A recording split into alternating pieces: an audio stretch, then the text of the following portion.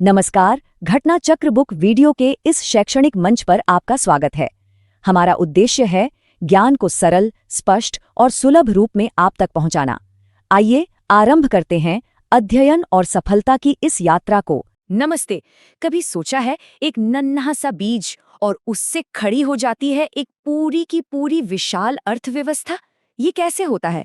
चलिए इस कमाल के सफर को मिलकर समझते हैं। तो शुरुआत कहाँ से करें? बिल्कुल वहीं से जहाँ से सब कुछ असल में शुरू होता है, जमीन से। हम भारत की अर्थव्यवस्था की बिल्कुल जड़ों तक जाएंगे। तो चलिए शुरू करते हैं। देखिए, किसी भी बड़ी इमारत को समझने के लिए उसकी नींव देखनी पड़ती है ना? और भारत की अर्थव्यवस्था की जो नींव है वो है कृषि।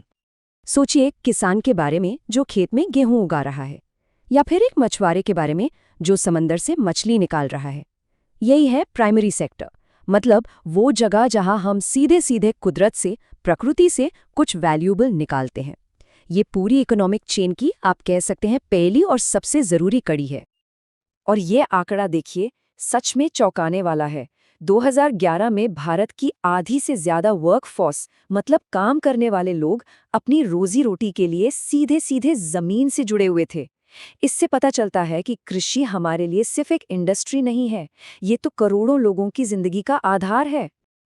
लेकिन भारत ने सिर्फ खेती करो ऐसा नहीं कहा, बल्कि कुछ खास क्रांतियों के जरिए स्पेसिफिक चीजों को टारगेट किया गया। जैसे नीली क्रांति से मछली उत्पादन में जबरदस्त उछाल आया। पीली क्रांति ने तिलहन यानी ऑयल सीड्स में हमें आत्मनिर्भर बनाने में मदद की। मतलब हर क्रांति एक सोची समझी चाल थी, एक खास जरूरत को पूरा करने के लिए। पर इन सभी क्रांतियों में से एक क्रांति ऐसी थी जिसने भारत का नक्शा ही बदल कर रख दिया।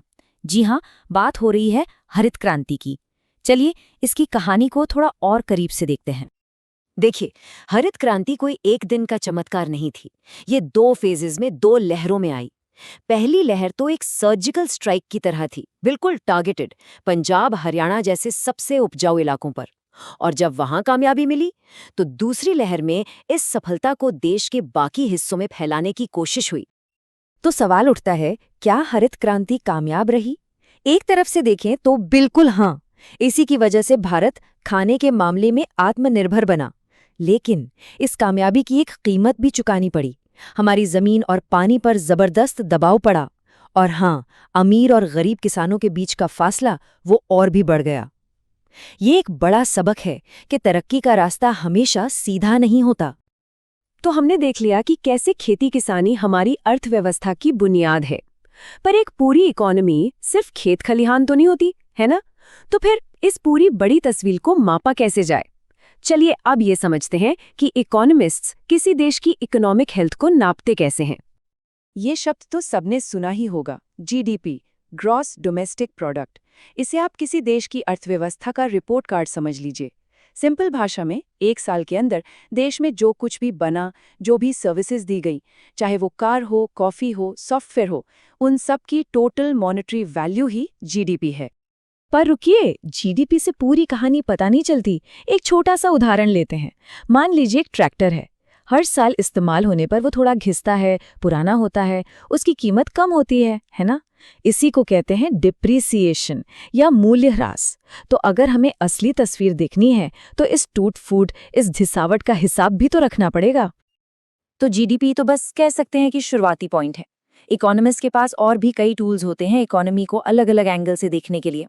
जैसे जब हम जीडीपी में से वो घिसावट यानी डिप्रिसिएशन घटा देते हैं तो हमें मिलता है एनडीपी, नेट डोमेस्टिक प्रोडक्ट। ये हमें प्रोडक्शन की एक ज्यादा साफ तस्वीर देता है। ये बिल्कुल वैसा ही है जैसे एक ही चीज को अलग अलग कैमरों से देखना। जीडीपी एक बहुत पावरफुल टूल है, इसमें कोई शक नहीं। लेकिन इसकी नज़र कुछ चीज़ों पर पड़ती ही नहीं। कुछ बहुत बहुत ज़रूरी चीज़ें हैं जिन्हें ये पूरी तरह से अनदेखा कर देता है। क्या हो सकती हैं वो चीज़ें? कुछ अंदाज़ा है? ज़रा सोचिए, हमारे घरों में जो काम होते हैं, खाना बनाना, सफाई करना, बच्चों की देखभाल, ये सब कितना ज़रूरी काम है। लेकिन जीडीपी की नज़र में इसकी कीमत 0 है। क्यों? क्योंकि इसके लिए कोई पैसे नहीं दिए जाते। और सिर्फ यही नहीं, जीडीपी प्रदूषण जैसी नेगेटिव चीज़ों को भी नहीं गिनता। मतलब जीडीपी हमें क्वांटिटी तो बताता है, पर क्वालिटी के बारे में बिल्कुल चुप रहता है। ठीक है, तो हमने ये तो समझ लिया कि इकोनॉमी में वैल्यू कैसे बनती है, पर ये जो सड़कें हैं, स्कूल हैं, अस्पताल हैं, ये सब कैसे बनते हैं? यहीं पर एंट्री होती है टैक्सेस की। चलिए अब देखते हैं कि सरकार इस पूरे इकोनॉमिक इंजन को चलाने के लिए फ्यूल कहाँ से लाती है। जब हम कोई सामान खरीदते हैं तो उस पर टैक्स देते हैं, है ना? और कभी-कभी सरकार मदद भी करती है, जैसे किसानों को सब्सिडी देती है। तो नेट इनडायरेक्ट टैक्स क्या है? ये बस सरकार द्वारा लिए गए टैक्स और दी गई सब्सिडी के बीच का फर्क है।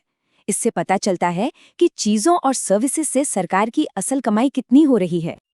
और भारत में आज के समय में सबसे बड़े इनडायरेक्ट टैक्सेस में से एक है जीएसटी।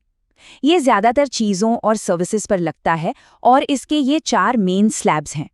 इस सिस्टम को इस तरह से बनाया गया है कि जो जरूरी चीजें हैं उन पर टैक्स कम लगे और जो लग्जरी आइटम्स हैं उन पर ज्यादा। तो सवाल ये है कि हम इन सब नंबरों और मुश्किल लगने वाले कॉन्सेप्ट्स की बात क्यों कर रहे हैं? क्योंकि ये सीधे सीधे हमारी जिंदगी से जुड़े हैं।